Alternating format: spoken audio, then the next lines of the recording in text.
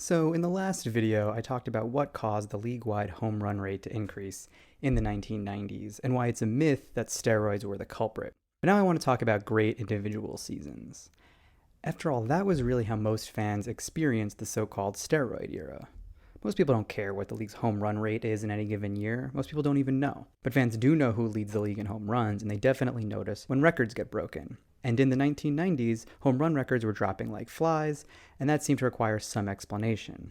In 1998, when Mark McGwire and Sammy Sosa both broke Roger Maris's home run record, which had stood for 37 years, then 3 years later Barry Bonds broke that record, that's weird and has to be the result of steroid use, doesn't it? Well, no, not really.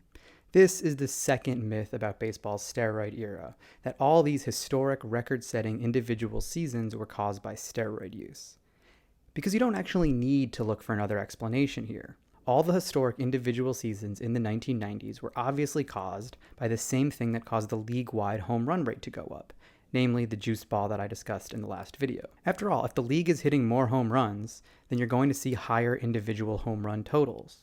In other words, the reason there were more 60 home run seasons in this stretch of the late 90s to the early aughts is the same reason there were more 50 home run seasons in this stretch and more 40 home run seasons in this stretch. McGwire and Bonds and Sosa were hitting more home runs because everyone was hitting more home runs. Ken Griffey Jr. was hitting more home runs, Albert Bell was hitting more, Matt Williams was hitting more. Remember, it was a league-wide trend. The reason so many fans think that the historic seasons were caused by steroids is that McGwire, Bonds, and Sosa were all eventually linked to PEDs, and I do believe that they all used it. I'm not trying to deny that McGwire and Bonds used steroids. I'm questioning the effects of those steroids because it's really backwards. A big reason we can so definitively link Bonds and McGwire to PEDs is that they received so much scrutiny because they were the ones setting records and getting all the attention. I'll do a longer video on McGwire and Bonds specifically, also Roger Clemens, who were kind of the big three of the steroid era. But for now, suffice to say that McGwire and Bonds were historically great hitters from the minute they came into the league. Mark McGwire led the league in home runs as a rookie, setting the rookie record with 49. Barry Bonds was a 3-time MVP before he ever used PEDs. Both of them were always at or near the top of the league's home run leaders, whether or not they were using steroids. It's just that the league started to hit more home runs in the 90s, and so their totals also went up. And this is totally normal. You would expect the single-season home run record to be set by a historically great hitter playing in a very home run-friendly environment. Something similar happened from 2016 to 2019 when there was a similar surge in home runs. In 2017, Aaron Judge broke McGwire's rookie home run record that had stood for 3 decades. But then Judge's record was broken just 2 years later by Pete Alonso. Nobody got to 60 home runs in this period, but Giancarlo Stanton got all the way to 59, the most anyone had hit since 2001 back in 2017. It's not a hard and fast rule. When Aaron Judge hit 62 home runs in 2022, the league's home run rate was actually down significantly that year. But in general, you are more likely to see historic individual seasons when the league itself is hitting more home runs. But why was the league hitting more home runs in the 90s? As I said in the video on myth number 1, the most likely culprit is changes to the ball, because basically every other instance of a league-wide increase in home runs was traceable to changes in the ball. Maybe that's wrong. Maybe in the 1990s it really was because of steroids. But the problem with that hypothesis is that it doesn't match the data we have. For one, the change to the home run rate was sudden, spiking by about 40% midway through the 1993 season, and then not really changing throughout the 90s, except for another spike again in 1999 that goes through 2001. But if steroids were the cause, you'd expect a slow and steady increase as more and more players started using, not a spike and then a plateau and then another spike and then a fall. But also, the increase affected everyone, whether they used steroids or not. It was not limited to a subset of players. This is kind of hard to discuss because we don't really know who was using what and when, and a lot of fans understandably just throw their hands up and say, well, they were probably all on steroids. But there's not really evidence of that. Testing in the minor leagues, which started in 2001, never reached more than 9% of players testing positive, and the major leagues never been close to that. Even the Mitchell report, which has a lot of speculation that's a little more than guesses, they never even suggest that the number was really over 50% of players using PEDs. And yet, if you look at guys who had historic home run totals in the 90s, it wasn't limited to just guys with steroid connections. Jim Thome, Albert Bell, Frank Thomas, none of them were ever tied to steroids, and they all had huge home run totals in the 1990s, even if they didn't happen to set the record. And then there's Ken Griffey Jr. Jr. is often held up as the counter to the steroid era.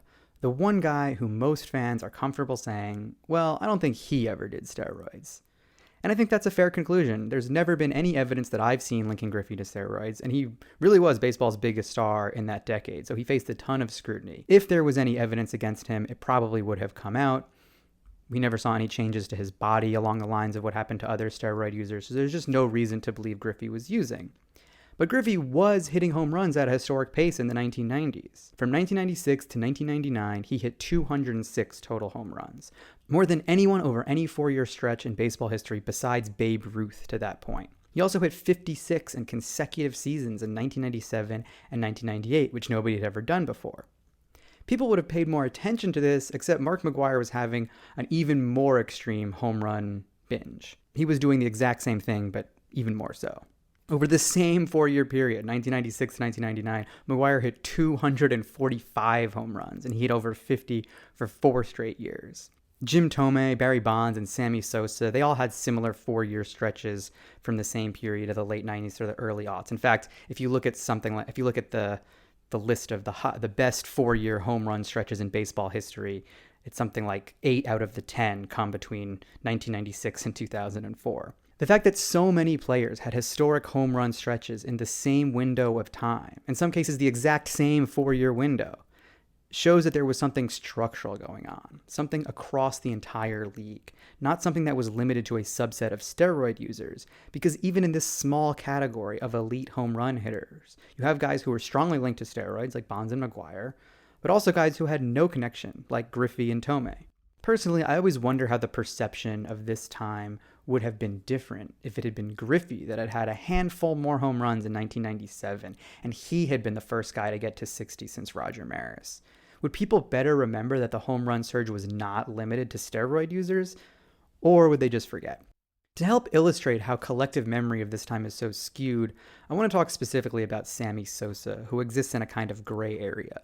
We have this tendency to divide players from the 1990s into steroid guys like Bonds and McGwire, and then guys who were clean, like Griffey and Derek Jeter. People might disagree on which category a particular player belongs in, but a lot of fans do have this oversimplified view of 2 categories. But I think when you look at Sosa, he complicates that because he really was different. Unlike McGwire and Griffey and Bonds, Sammy Sosa was not a superstar before 1998. He did seem to reinvent himself during the steroid era.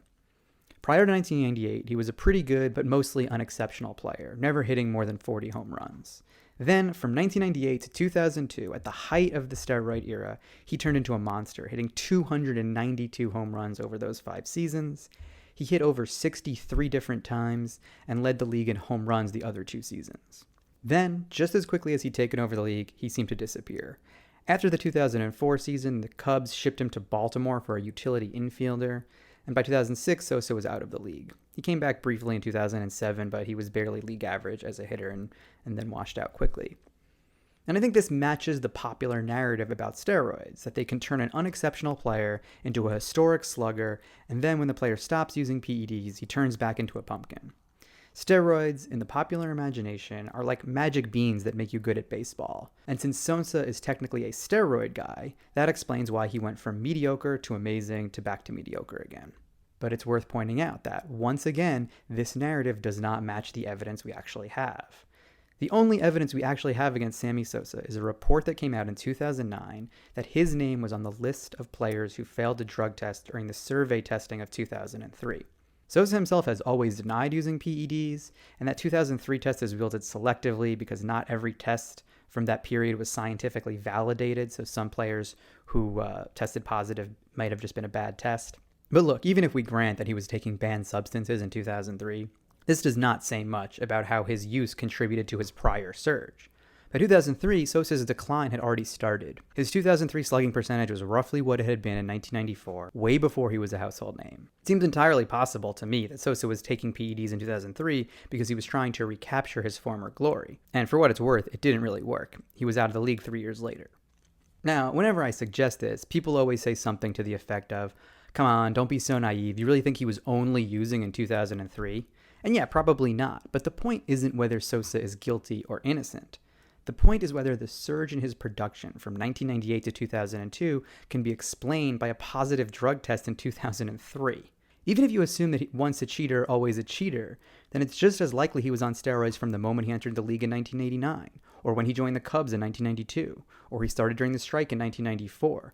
There's no reason to assume the use started in 1998 unless you're already taking for granted that steroids were the cause of the power surge. But again, we don't need some chemical explanation for why someone would hit home runs at a historic pace in this period, because Sosa wasn't the only one doing it. Mark McGwire was doing it, Ken Griffey Jr. was doing it, the whole league was doing it. And that's really the crux of the problem here. Blaming steroids for the rise in historic home run seasons is a solution in search of a problem.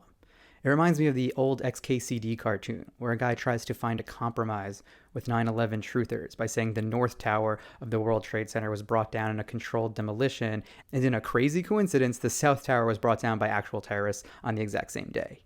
Because that's what people who believe these steroid myths are trying to say. All the home runs that were hit by steroid guys, like McGwire and not Bonds, those were caused by the steroids. But the other home runs, the ones hit by Ken Griffey Jr. and Frank Thomas and Jim Thome and Albert Bell, they were caused by the juice ball, or maybe expansion, or small ballparks, or whatever explanation you have. But obviously, these are the same phenomenon, and they were caused by the same thing. The reason there were so many historic individual home run seasons in the 90s is that the league was hitting home runs at a historic pace.